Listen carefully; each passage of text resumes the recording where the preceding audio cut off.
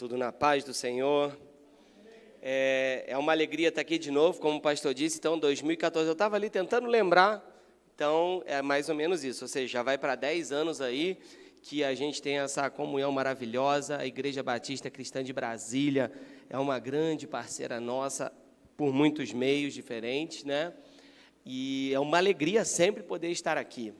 Nosso primeiro contato foi através da Radassa, para trazer um treinamento aqui para a igreja na área do evangelismo, né? E a partir de então, em várias ocasiões, temos caminhado juntos. E agora mais próximos, né? O pastor Sérgio e o irmão Magno, eles são diretamente envolvidos na missão que eu pertenço, são parte do Conselho Fiscal, pegam no nosso pé lá, ó, firmemente, como tem que ser. Então, isso é uma bênção, né? Então, uma alegria. E participantes aí em algumas programações, alguns trabalhos missionários nossos, algumas viagens, como essa que acabou de acontecer, lá no Amazonas, né? Como o pastor já comunicou, toda a igreja aí tem ciência desse trabalho, que inclusive foi o pastor que me introduziu lá nesse projeto, né? Ou seja, há uns 8 anos atrás, talvez, né? 7, 8 anos, que a igreja daqui foi, né? Por intermédio da Carol, que havia se envolvido nesse projeto do Amazonas, eles me chamaram para participar. Aí fui até lá, foi algo maravilhoso, uma experiência incrível. E após isso, então, já é a segunda vez esse ano que vamos com uma equipe da missão que eu pertenço, né, da WP Brasil, levantando aí os voluntários espalhados aí pelo nosso país a participar do projeto, né, e alguns norte-americanos também. Então, tivemos ali um tempo maravilhoso, onde muitos foram alcançados pela mensagem do Evangelho, onde muitos foram cuidados, né, por meio dos médicos, dentistas da nossa equipe, e pastor Sérgio é um membro aí, frequente nessas viagens, sempre está com a gente, e já fica aqui o convite para o ano que vem, né, não somente o pastor Sérgio, mas alguns aqui da igreja, tanto profissionais da saúde, quanto aqueles que desejam ajudar no evangelismo, já fica o convite para o ano que vem. Tá? Lá no segundo semestre, nós já teremos as datas para o ano que vem, então vocês vão ter aí um tempo melhor para se planejar com as férias e tudo, de trabalho, escola, e então poderem participar conosco, né? Vai ser motivo aí de grande alegria. A missão que eu pertenço, rapidamente, é a WP Brasil, aqueles que ainda não conhecem, é uma organização missionária que começou há mais de 100 anos. Na verdade, agora, no ano de 2022, ela completou 130 anos. Ela começou em 1892 na Austrália e hoje o trabalho existe aí em vários países, né, e é uma alegria pertencer a essa missão, cujo objetivo é o evangelismo de proclamação. Então, nós trabalhamos em diversos locais, como em escolas públicas, que hoje é o nosso maior campo aqui no Brasil. Então, muitos pensam, nossa, pregar o evangelho numa escola pública, você está brincando. Hoje, diante do contexto que a gente vive, não é possível que isso ocorre, meus irmãos, dentro de uma estratégia bem elaborada. Graças ao Senhor, nós chegamos ao ponto de pregar o Evangelho com toda clareza, como ele é pregado do púlpito de uma igreja dentro das escolas. Então, olha que milagre que nós ainda vivemos no Brasil. Muitos países onde tem a missão, eles gostariam de atuar nas escolas, mas isso é impossível. Aqui nós podemos ainda. E fazemos essas viagens missionárias. Além do trabalho local, focado principalmente nas escolas públicas, nós levamos todos os anos equipes para a Bolívia, para o Amazonas, para o Nordeste brasileiro e também para, aí até fugiu da cabeça agora o outro destino nosso, norte do Mato Grosso, em aldeias indígenas. Então, todos os anos nós levantamos voluntários para participar em uma dessas 4 viagens, né? E a viagem do Amazonas, ela envolve profissionais da saúde, e a viagem ao Nordeste, além também do evangelismo, abrimos ali um poço para a comunidade. Tá? Então, são experiências aí espalhadas pelo nosso Brasil, uma internacional, que é a Bolívia, onde você pode aí viver uma experiência missionária maravilhosa. E as viagens missionárias, elas são poderosas, viu? Um amigo meu, que começou esse projeto dos Estados Unidos para cá, ele sozinho guiou 90 pessoas nas viagens missionárias, em diferentes viagens que ele fez, somando tudo 90, dentre os quais a maioria era adolescentes. Era um projeto com estudantes da igreja, adolescentes. Desses 90 que viajou com ele, nesses projetos de uma semana, 37 hoje estão em tempo integral no ministério. E eles alegam que a experiência do chamado se deu na viagem missionária. Então, olha aí uma oportunidade para o seu filho, né? Para você se envolver. Mas cuidado, pode ser que Deus te chame. Na verdade, que Deus te dê uma direção nesse sentido. Então, esteja pronto a ouvir a voz do Senhor.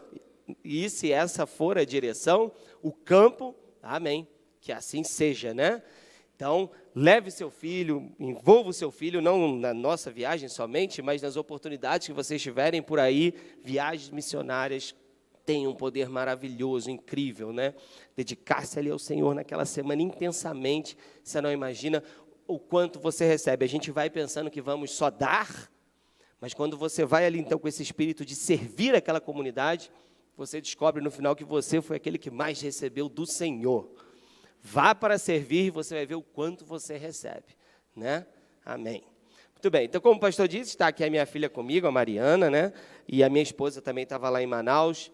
Então, como família, tivemos o privilégio de participar desse último projeto. Muito bem, meus irmãos. Então, quero convidar você a abrir a sua Bíblia em Mateus, no capítulo 28. Aproveitando que estamos vindo de um projeto missionário, então, o que temos para falar irá nesse sentido.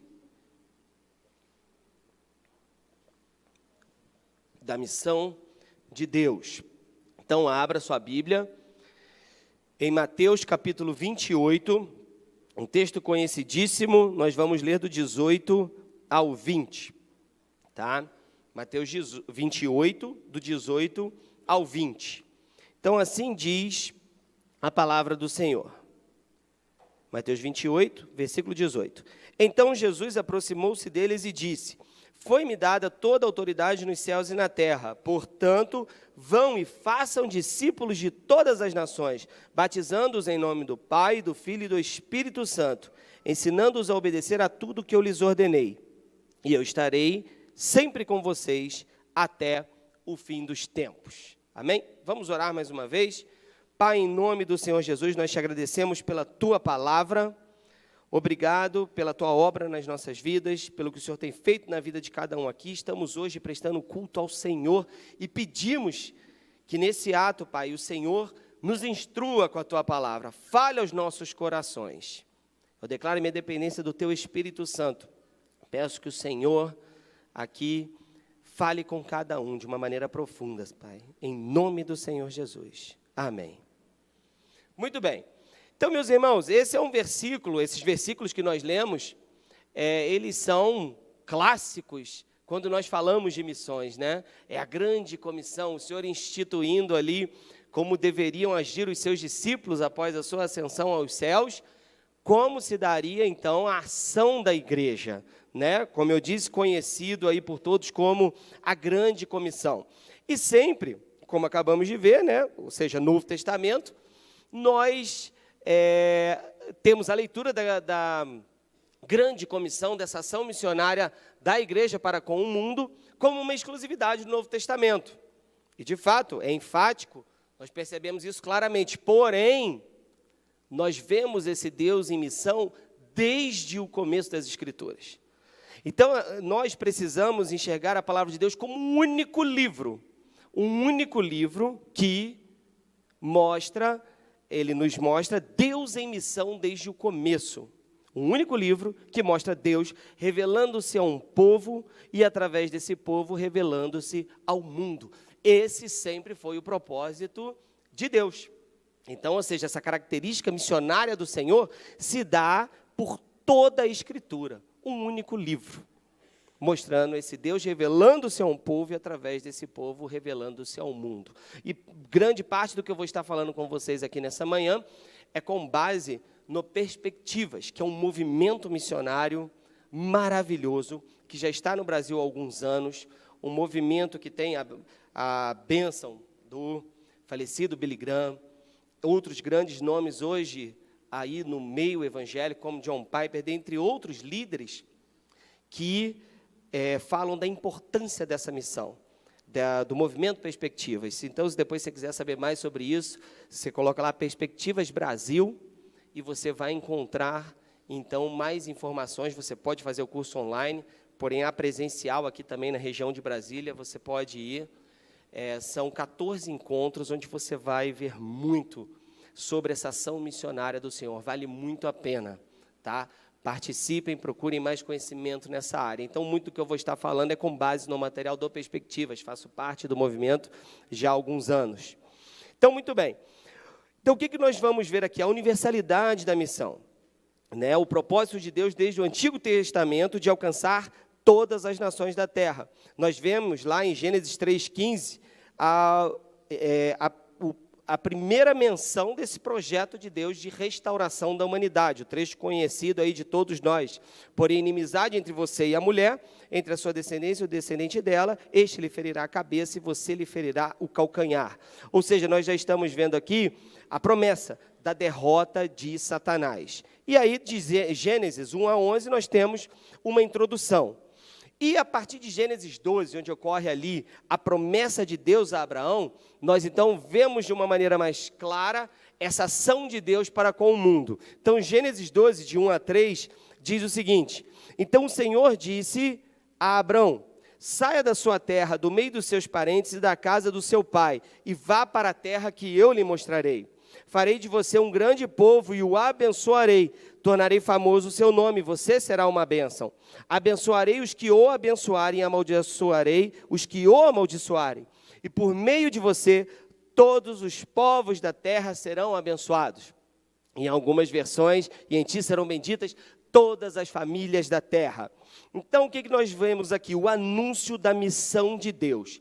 Olha o que John Stott diz. Gênesis 12, de 1 a 4, são talvez os versículos mais unificadores de toda a Bíblia. O propósito todo de Deus é resumido aqui: revelar-se a um povo e, através desse povo, revelar-se ao mundo.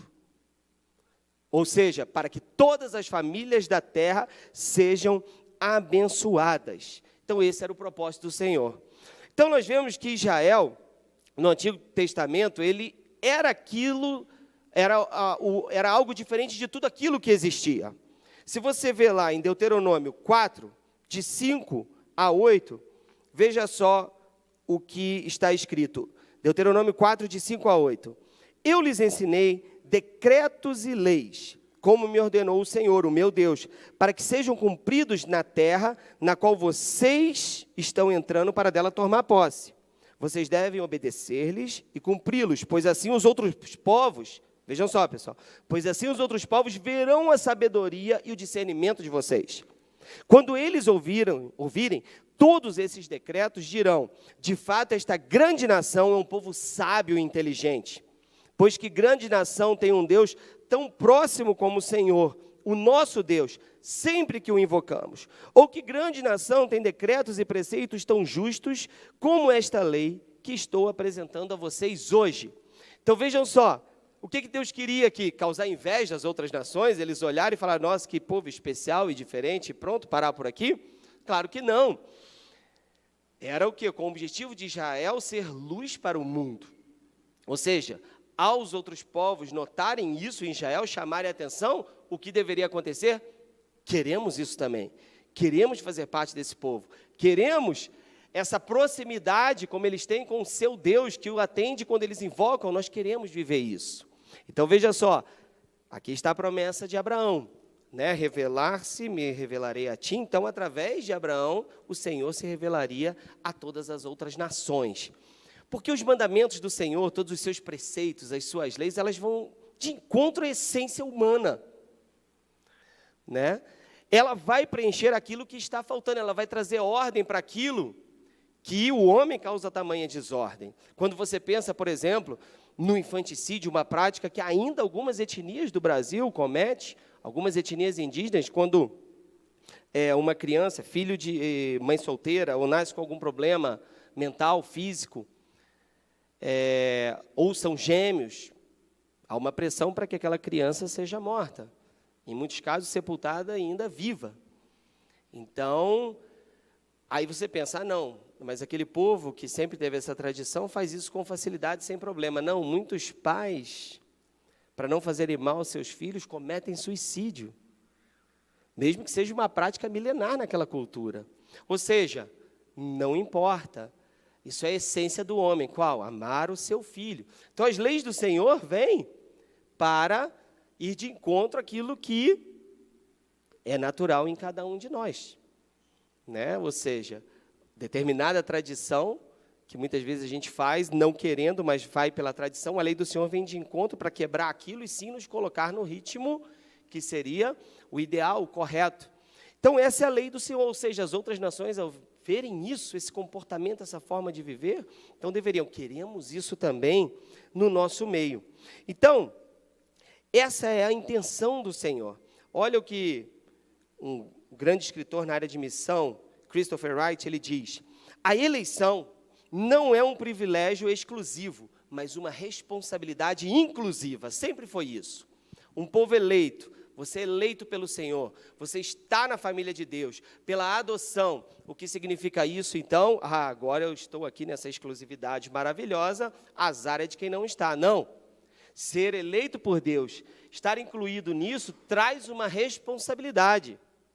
Então, ou seja, não é um privilégio exclusivo, mas uma responsabilidade inclusiva. Estou no reino, sou filho de Deus, o que eu devo fazer agora? Manter isso. Ele está se revelando a mim e eu preciso agir de forma a que ele, então, seja proclamado às outras pessoas, através de mim, da minha vida. Então, esse sempre foi o seu propósito. E aí, se nós vemos a herança profética de Israel em relação a todas as nações, há vários versículos, nós vamos ler rapidamente aqui, 2 trechos. Salmos 47, 9 diz: os soberanos das nações se juntam ao povo do Deus de Abraão, pois os governantes da terra pertencem a Deus. Ele é soberanamente exaltado. Então, veja a abrangência da ação de Deus para com todas as nações. Olha o que diz, meus irmãos, Isaías 56, 3 e 8. Você vê que nós estamos aqui focando no Antigo Testamento para vermos essa intenção do Senhor por toda a Escritura. Isaías 56, 3 e 8. Que nenhum estrangeiro que se dispõe a unir-se ao Senhor venha dizer: é certo que o Senhor me excluirá do seu povo. Olha só, o estrangeiro. E que nenhum eunuco se queixe, não passo de uma árvore seca. Pois assim diz o Senhor: aos eunucos que guardarem os meus sábados, que escolherem o que me agrada e se apegarem à minha aliança, a eles darei, dentro do meu templo e dos seus muros, um memorial e um nome melhor do que filhos e filhas, um nome eterno que não será eliminado. E os estrangeiros que se unirem ao Senhor para servi-lo, para amar o nome do Senhor e para prestar-lhe culto, todos os que guardarem o sábado sem profaná-lo, e que se apegarem à minha aliança, esses eu trarei ao meu santo monte e lhes darei alegria em minha casa de oração. Seus holocaustos e seus sacrifícios serão aceitos em meu altar, pois a minha casa será chamada casa de oração para todos os povos. Palavra do Senhor, do soberano Senhor, daquele que reúne os exilados de Israel. Reunirei ainda outros aqueles que já foram reunidos. Casa de oração para todos os povos. Olha a intenção do Senhor clara, esse Deus em missão, desde o Gênesis, desde a promessa a Abraão, ele revelando-se a um povo e através desse povo, então, revelar-se ao mundo. Esta é a missão, este sempre foi o propósito do Senhor. E teria aqui outros versículos que poderíamos ler, que mostra tão claramente essa inclusão do estrangeiro, ou seja, aquele Deuteronômio que nós lemos com o objetivo das outras nações verem, testemunharem a vida de Israel, então, ali fazerem parte disso. Muito bem. Se você pega lá no Novo Testamento, nós vemos, lá no começo, ou seja, Mateus 1, a inclusão de outros povos sempre fez parte do plano de Deus. Onde nós vemos isso? Genealogia de Cristo. Olha só, as genealogias que muitas vezes nós não damos muito valor, né? Mas no caso de Mateus, que escreveu ali de uma forma mais direcionada aos judeus, então era muito importante aquelas citações, mas algo muito além disso, do que simplesmente ir de encontro ali à necessidade do judeu de ver a raiz de Cristo, como um filho de Davi, como aquele que tem toda a legitimidade para ser o Messias. Nós vemos ali a inclusão de 4 mulheres na genealogia do Salvador. Já não era comum nas genealogias citar mulheres, aqui citam. E ainda elas, quem eram? Veja só, nós vemos que Tamar era uma cananeia, que você vai ver no versículo 3 de Mateus 1. No versículo 5 você vai ver Raabe, que também era uma cananeia, Ruth, que era uma moabita, e Batseba, que provavelmente era hitita, que ela era a esposa de Urias, o heteu. Ou seja, em Mateus 1, o que nós vemos? 4 mulheres não judias na genealogia do Salvador. Olha como o Senhor sempre manteve a porta aberta ao mundo. O objeto do amor de Deus é cada ser humano, é gente de todo povo, tribo, língua e nação. Esse é o projeto do Senhor desde o começo. E aí nós vemos que Lucas, para mostrar essa universalidade, Mateus vai até Abraão, na sua genealogia. Lucas não, puxa até Adão, e Adão de Deus. Ou seja, todo o mundo. Nós vemos que Paulo, apóstolo dos gentios, ou seja, alguém que conhecia ali o Antigo Testamento, né, a Torá, a lei, como poucos, as aplicações que ele fez do Antigo Testamento para o Novo. Alguns versículos até classicamente tidos como do Novo Testamento, na verdade estavam com base no segundo, como lá Romanos 10, a respeito daqueles que anunciam as boas novas. Mas aqui, rapidamente, separei 2 aqui para nós lermos. Em Gálatas 3:8, olha o que Paulo diz.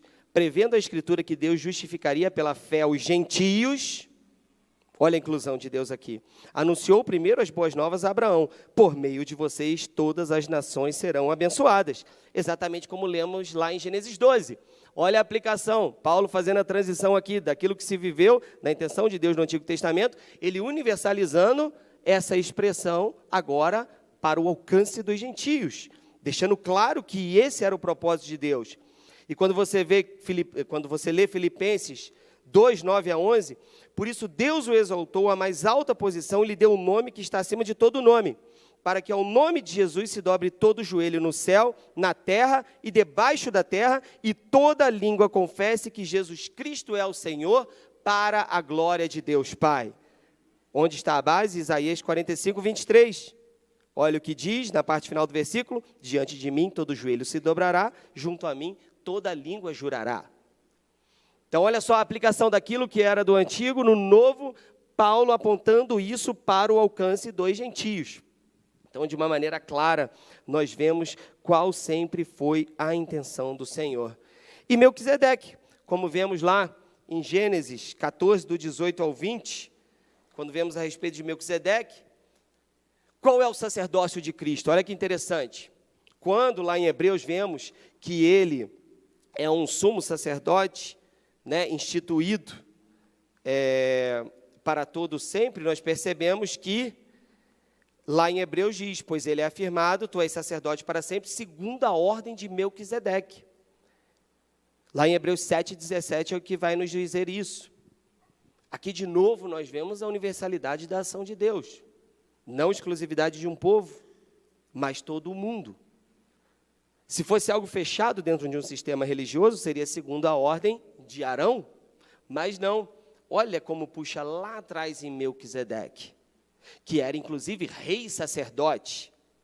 Quando você vê a respeito de Melquisedeque, você vê que era rei de Salém, e ele também era um sacerdote do Deus Altíssimo. E Abraão chega até ele, e ali ele lhe entrega os dízimos, né, de tudo. Ou seja, Abraão, o que recebeu a promessa, reconhece Melquisedeque como verdadeiramente um sacerdote do único e verdadeiro Deus. E lá diz que ele era também rei de Salém, rei e sacerdote. Interessante que depois, na estruturação política de Israel, o que nós vamos ver? Uma distinção entre o trono e o altar. Você vai ver que tinha um rei, e você ia ver que tinha o sacerdote, não era assim? E os descendentes de Arão eram que então cuidavam de todo o sacerdócio, e você tinha aqui o lei, então um líder religioso e um líder político. Isso sempre foi separado em Israel. Mas Cristo, ele é o Rei dos Reis, e ele é também o nosso novo e eterno sumo sacerdote. Novamente a figura do rei e do sacerdote estão unidas aqui em Cristo. Cristo, sacerdote segundo a ordem de Melquisedeque. Abraão recebe a promessa que através dele começaria um povo, mas ele encontra alguém que já conhecia esse Deus na sua caminhada, Melquisedeque. Então, olha só, Deus revelando-se muito além daquilo que a gente imagina, a todo mundo, de uma maneira muito mais ampla. Então, veja só, não fechado dentro de um sistema religioso, como no caso aqui Israel, mas sim aberto a todos os povos. Ele é novo sumo sacerdote, segundo a ordem de Melquisedeque. Não dentro do sistema religioso fechado de Israel, mas a porta está aberta a todas as nações. Então, o que nós estamos vendo até agora, meus irmãos, é esse Deus missionário desde o começo das Escrituras. A palavra de Deus como um único livro, que está mostrando Deus em missão. Como? Ele revelando-se a um povo e, através desse povo, revelando-se ao mundo. Sempre este foi o propósito do Senhor. E aí, o que a gente vai ver agora? O conceito de povos. Quando você lê Apocalipse 7:9, olha o que diz. Depois disso olhei, e diante de mim estava uma grande multidão que ninguém podia contar, de todas as nações, tribos, povos e línguas, de pé, diante do trono e do Cordeiro, com vestes brancas e segurando palmas. Preste atenção.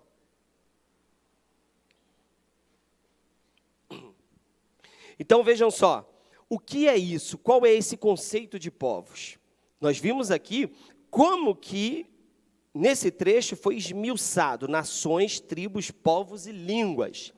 Olha como isso foi colocado de maneira bem detalhada, bem minuciosa.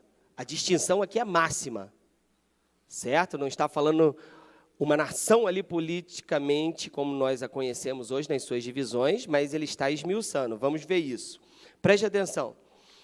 Nós temos três períodos conhecido como período das missões modernas. Isso começa no século XVIII. Tá? Então, existe o período das missões modernas, cujo começo está no século XVIII. E esse período das missões modernas ele é dividido em 3 fases. Tá? Quem apresentou isso foi Ralph Winter, no Congresso de Lausanne, em 1974, que veio apresentar esse pensamento, esse entendimento. E olha o que nós vemos aqui. Num primeiro momento, você tem a figura de William Carey. Talvez muitos aqui já ouviram falar sobre esse grande missionário lá no século XVIII, na Inglaterra, que se levanta numa reunião de pastores e fala, nós temos que levar o evangelho aos pagãos. E ali um dos pastores diz, jovem, sente-se, se Deus quer alcançar os pagãos, ele fará isso com ou sem a nossa ajuda. Pronto. Mas William Carey estava ali, motivado pelo Senhor, e ele manteve-se firme, e com a sua família, ele parte então para a Índia, ou seja, com toda essa dificuldade, uma falta de visão missionária do grupo de pastores que estavam com ele, da sua igreja, da sua denominação, ele com a sua família, vai para a Inglaterra, para a Índia, passa 5 meses em um navio, chegando lá na Índia, porque hoje, meus irmãos, se a gente vai para um país como missionário, você chega lá conhecendo mais sobre aquele país do que o próprio morador. Não no que diz respeito à profundidade da língua e da cultura, mas as informações de história e tal, tudo isso, você hoje chega lá muito bem informado, mas naquela época não, era partir para o desconhecido. 5 meses num navio. William Carey chega na Índia, o que acontece? O seu filho morre, um dos seus filhos morre. Sua esposa fica mentalmente perturbada.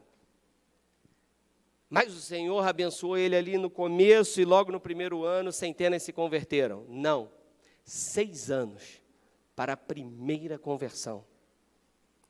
Esse homem tinha todos os motivos do mundo para dizer o seguinte, Deus não me quer aqui, foi um engano, foi um erro, eu tenho que voltar para a Inglaterra.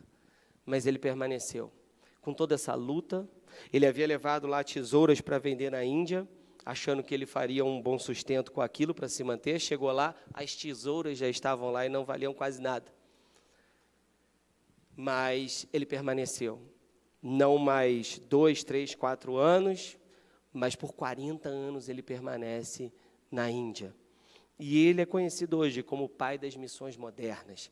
Ou seja, ele abriu a missão, o raio de ação dela, abrindo hospitais, escolas, através de várias frentes diferentes, com o objetivo de levar o evangelho a todas as pessoas.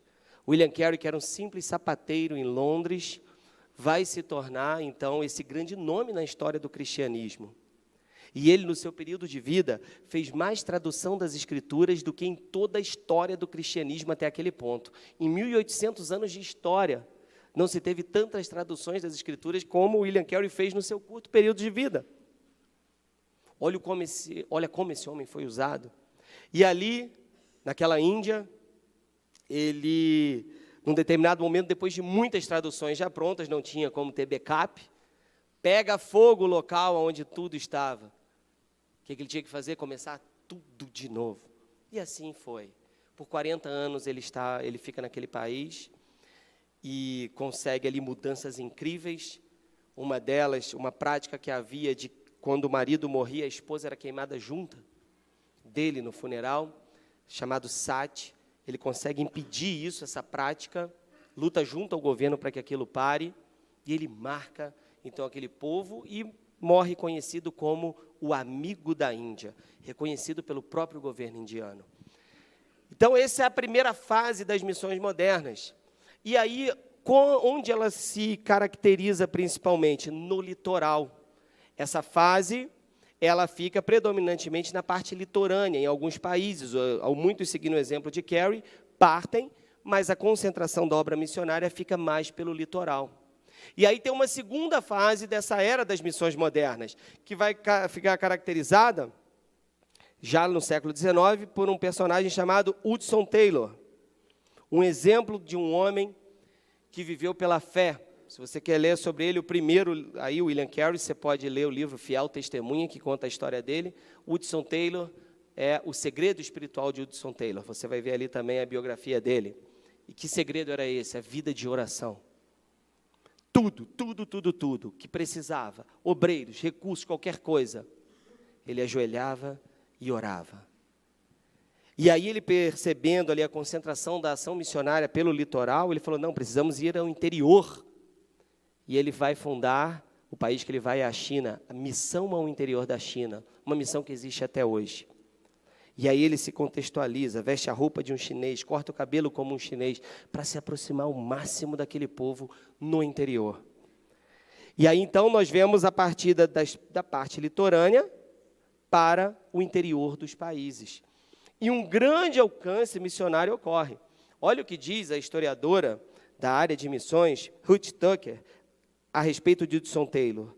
Poucos missionários durante os 19 séculos, desde o apóstolo Paulo, tiveram uma visão mais ampla e empreenderam um plano mais sistemático para a evangelização de uma grande área geográfica do que Hudson Taylor.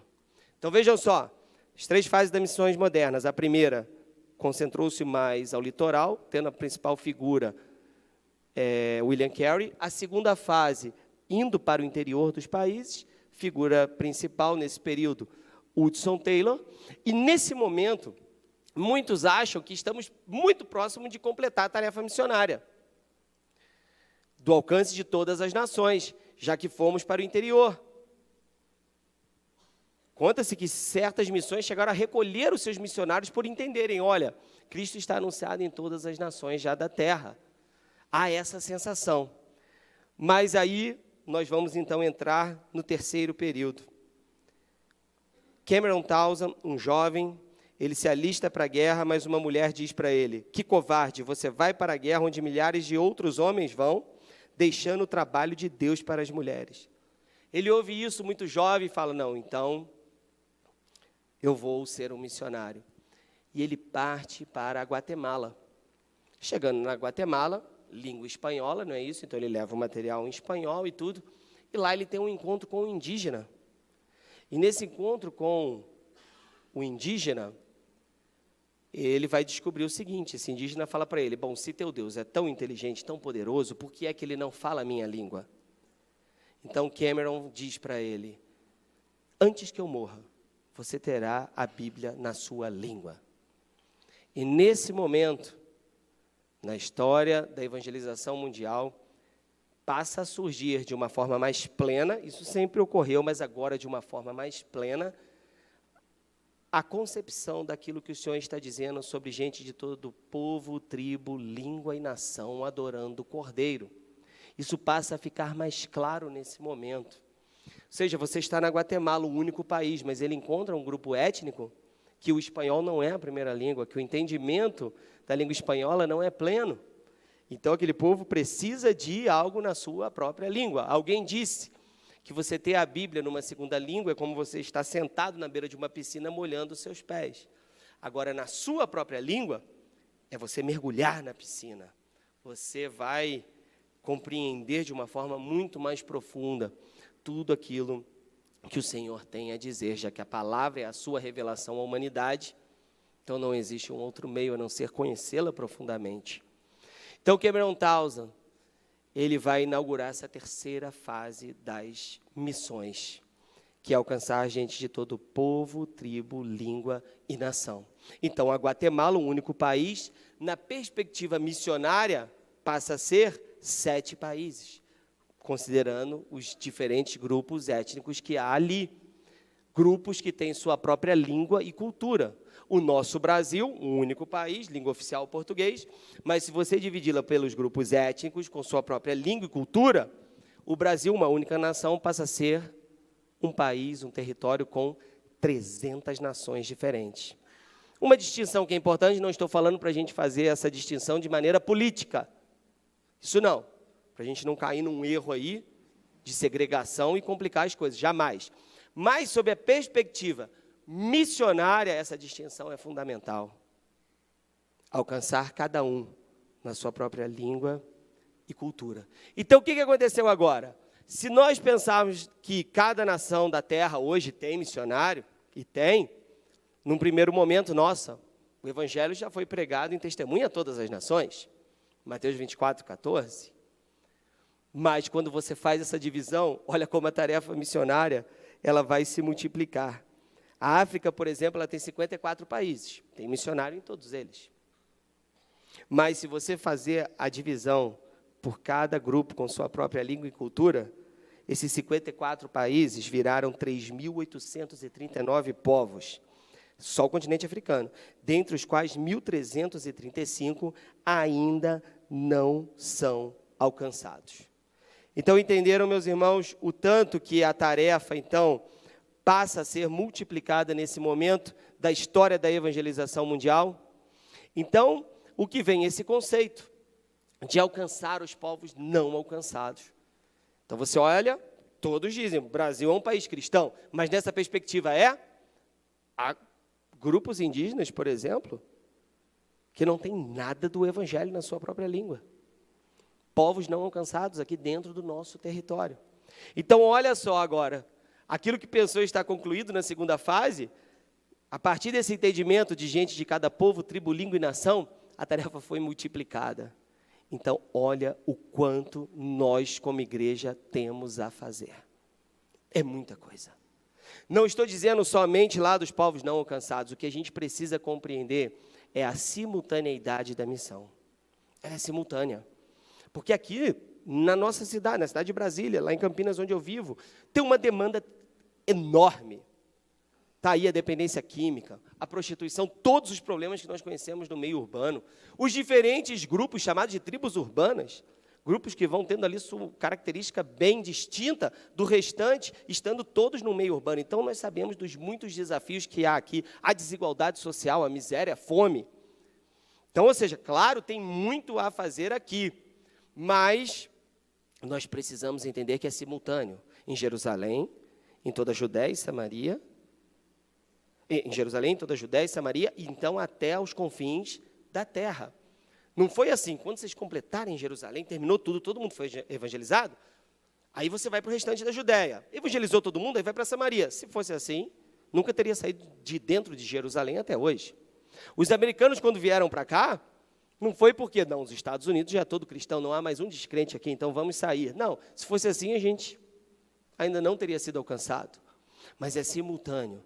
Fazemos aqui, e muitos são chamados para atuarem aqui, mas precisamos olhar lá, para estes povos ainda não alcançados, para estes que não têm porção nenhuma das Escrituras. E o que nós temos feito em relação a isso? Essa é a nossa responsabilidade. Então, essa é a simultaneidade da missão. Fazemos aqui, em Jerusalém, toda a Judéia, Samaria e até os confins da terra ao mesmo tempo. Aqui de uma forma, lá através do envio de equipes, através do envio de recursos, através do envio de sustento, mais despertamento no sentido de direcionar os vocacionados a esses povos não alcançados.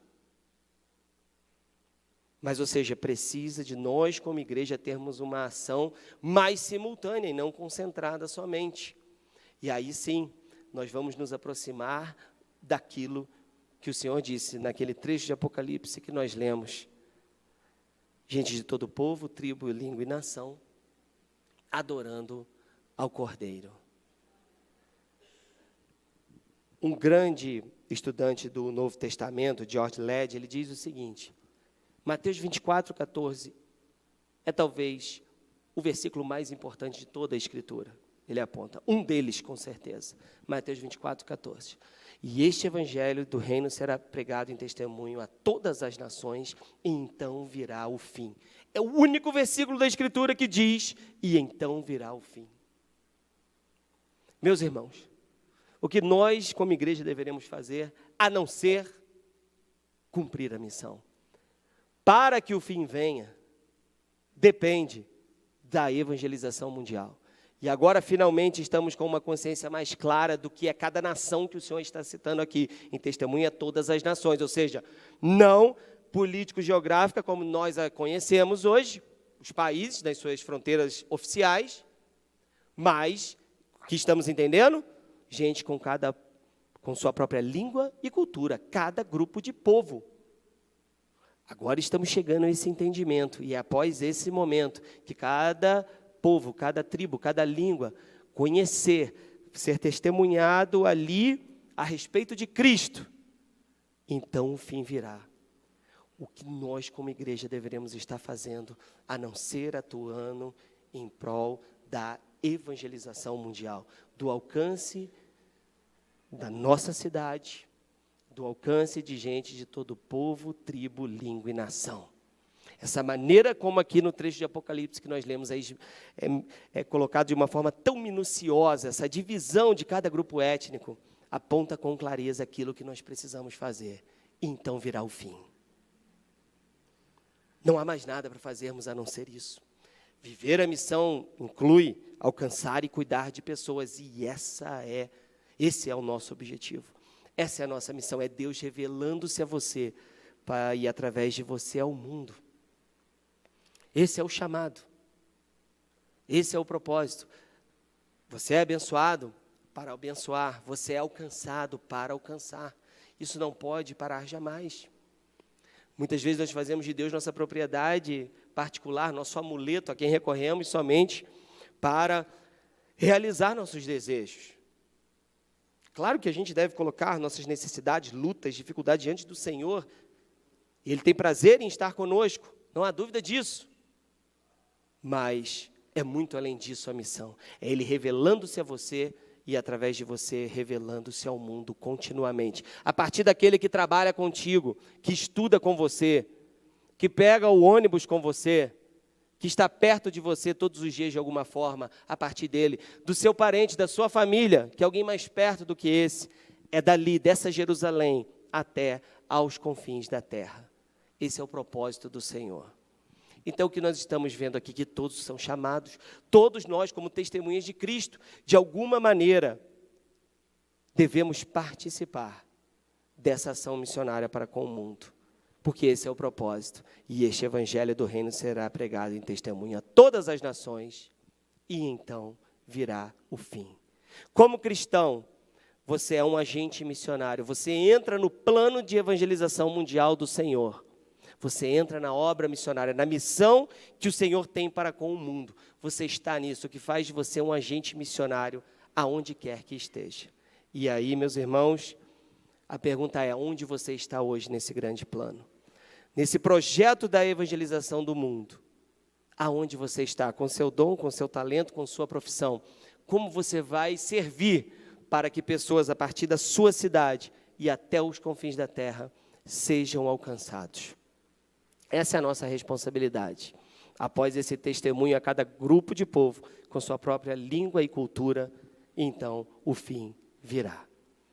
Então pergunte a si mesmo, coloque-se diante do Senhor nessa manhã, perguntando como que o Senhor quer que você esteja envolvido. Como você vai participar disso? É um privilégio que Ele nos dá. Ele está nessa missão, não há maior honra e glória do que participar com Ele nisso. Para que naquele dia todos estejam diante do Cordeiro adorando. Amém?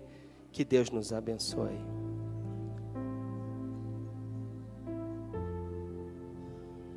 Quero convidar vocês que se coloquem de pé, fechem os seus olhos, curvem a sua cabeça nesse momento.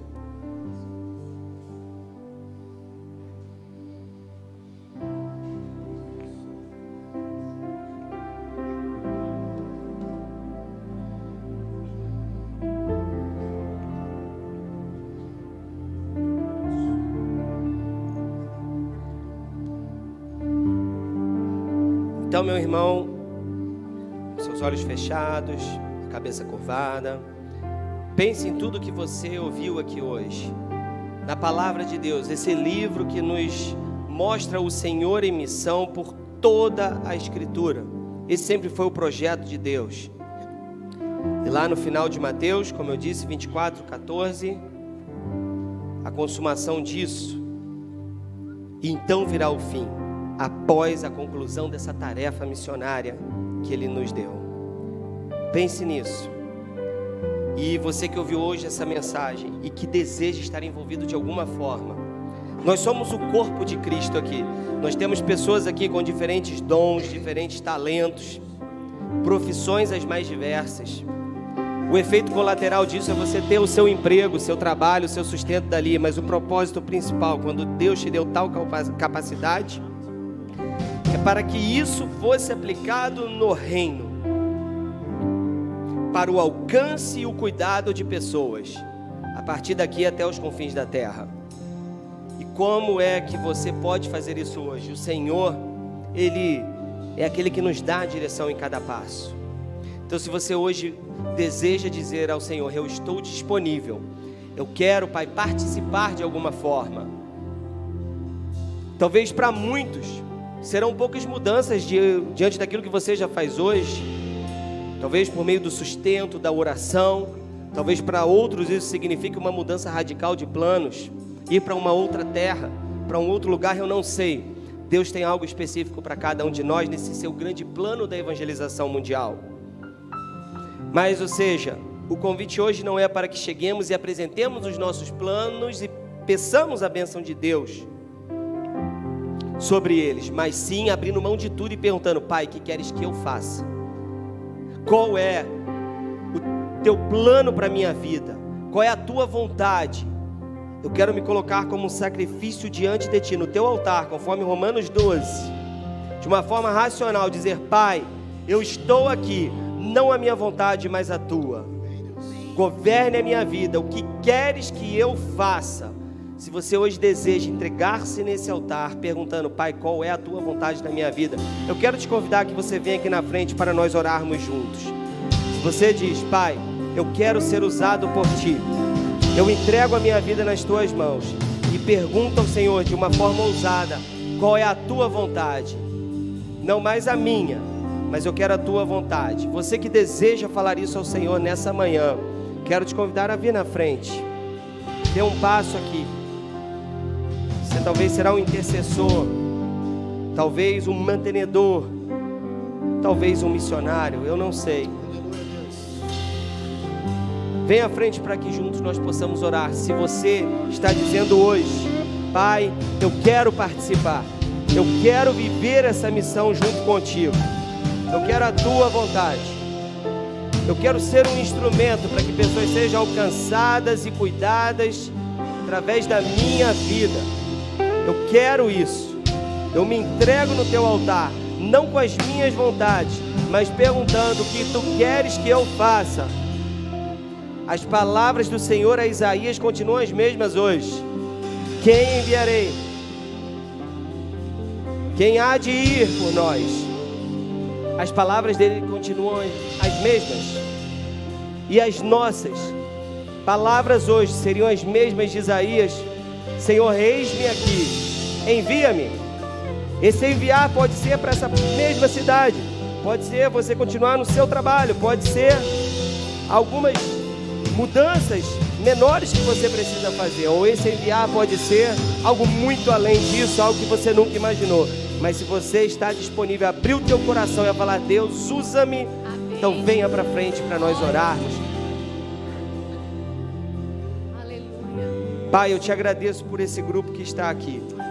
Obrigado, Senhor, por estes irmãos que nesse momento estão dizendo: qual é a tua vontade? Eis-me aqui, Pai. Eu quero viver a tua vontade. Eu quero viver o teu plano para mim. Não sou mais eu que vivo, mas o Senhor vive em mim. Como queres que eu faça? Para onde queres que eu vá? Como eu posso fazer hoje? Com o que o Senhor tem me dado, com as bênçãos que o Senhor tem derramado sobre mim, como eu devo agir? Para que então, por meio disso, o mundo te conheça. Desde Jerusalém aos confins da terra, desde aqui até o último, Pai. Como eu posso participar? Senhor Deus, toma estes que nessa manhã estão dizendo isso a Ti. Estão diante do Senhor, se colocando disponíveis a viver a Tua vontade, a colaborar, Pai, para que o Senhor seja testemunhado a todas as nações e então venha o fim. Queremos o cumprimento dessa tarefa missionária, queremos colaborar para que ela seja cumprida, Senhor, e então venha o fim, o teu retorno, Pai, com poder e grande glória. É isso que aguardamos, então, a plenitude do teu reino. Ó Senhor Deus, enche cada um aqui com teu Espírito Santo. Fale no profundo do seu coração. Mostre-lhe com clareza, Pai, qual é o próximo passo a partir desse momento que eles se colocam diante de Ti. Fala a eles, Pai, em nome do Senhor Jesus. Sem Ti nada podemos fazer, dependemos completamente da Tua presença. A obra é Tua, nós somos meras ferramentas. Então, entre no nosso coração e nos dê direção para que caminhemos ali conforme o Senhor quer, em cada passo, em cada escolha, em cada decisão, em cada atitude, Pai. Em nome do Senhor Jesus, que a Tua bênção esteja sobre cada um, sobre cada família aqui representada e sobre toda essa igreja. Que o Senhor abençoe cada um aqui hoje, nessa manhã, cada família aqui, e mostra-lhe, Pai, aquilo que devem fazer como cristãos, como agentes missionários, em nome do Senhor Jesus. Amém. Glória a Deus.